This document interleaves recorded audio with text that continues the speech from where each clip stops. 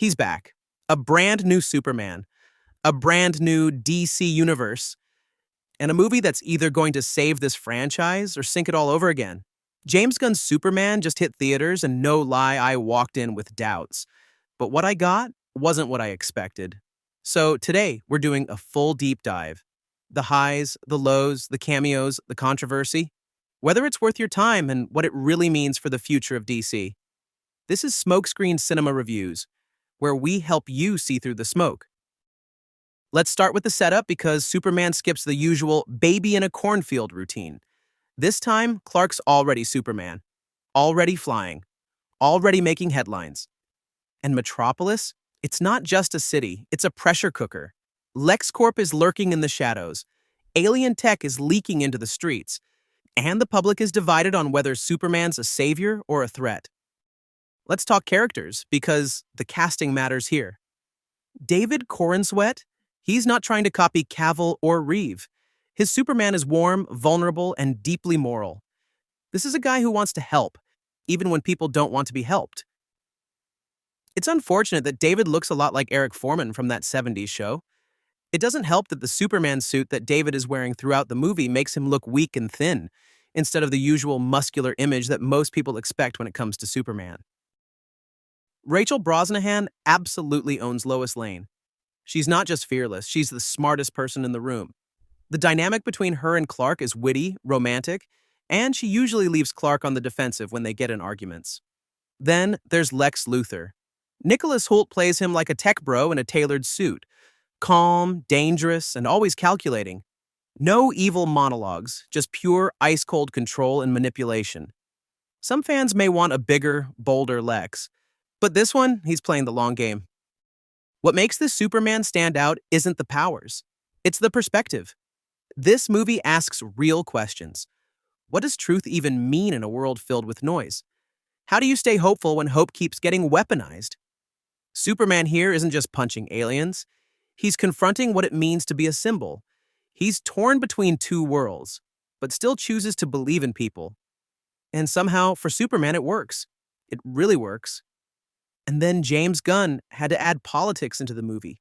Because of that, there is an uproar of fans against Superman being described as illegally entering a country, which James Gunn admits to putting in the movie for political purposes.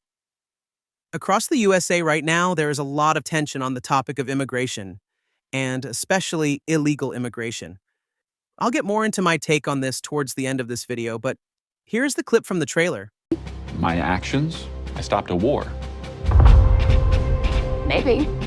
Not maybe. I did. In effect, you illegally entered a country. This is how you're gonna be? I'm not the one being interviewed, Superman. Gunn is walking a tightrope by adding politics into the movie and risks losing a bunch of viewers for the next DCU release in 2026, which we will talk about later on in this video. This is easily one of James Gunn's most restrained films. He dials back the snark, dials up the sincerity. It's not afraid to be emotional. And when the action hits, it lands. It's less about humor and more about Superman wanting to be a genuine human and blend in. There's plenty of action to go around. The action scenes are well choreographed, although Superman in some cases prefers not to use his superpowers. And that's when Crypto the dog has to come in and save the day. Superman could have made it through more of the fight scenes unscathed if he used his superpowers to his advantage.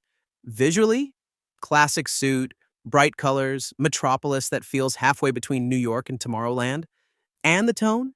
It finally feels like DC has remembered who Superman is. And that is someone who wants to do good no matter the consequences. So how are the critics reacting? Surprisingly well. Rotten Tomatoes is hovering in the high 80s. Critics are calling it a course correction and praising Corenswet for bringing heart back to the character. Brosnahan's Lois is getting rave reviews, some even saying she steals the show. And most agree the movie strikes the right tone. Less bleak than the Snyder era, but not goofy or forgettable. The complaints? Some say the third act plays it safe. Others feel Lex Luthor needs more punch. Others do agree with me about Superman's lack of physique, which I'll talk about in a second, but overall the consensus is this is the Superman we've been waiting for. Now look, I've got to be real with you.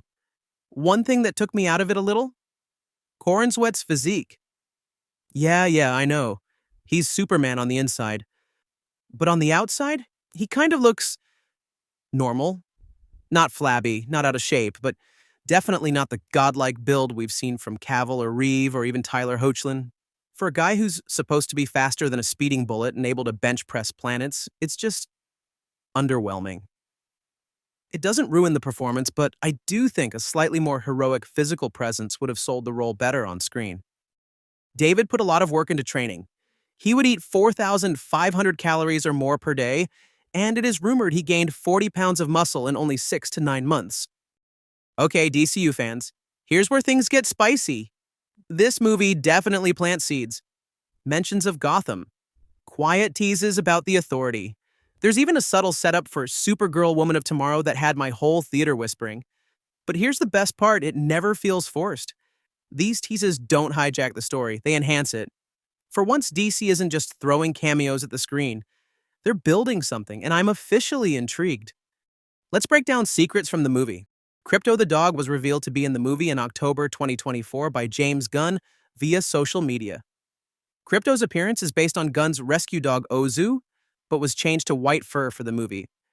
David is tied with Christopher Reeve as the tallest actors to play Superman at 6 feet 4 inches.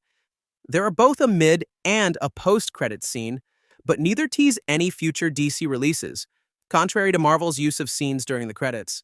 And here's the moment you've all been waiting for. It was James Gunn who made the decision about how Superman should look. He wanted a natural muscle look with no padding or CGI to enhance the actor's physique.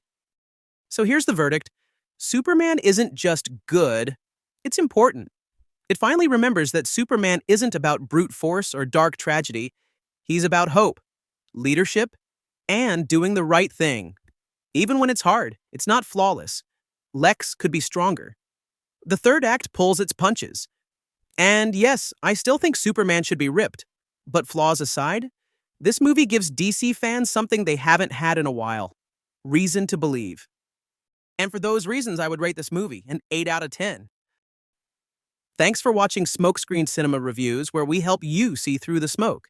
If you enjoyed this deep dive, smash that like button, subscribe for more breakdowns, and let me know in the comments, what did you think of Superman 2025? And what Easter egg did you catch that I missed? Until next time.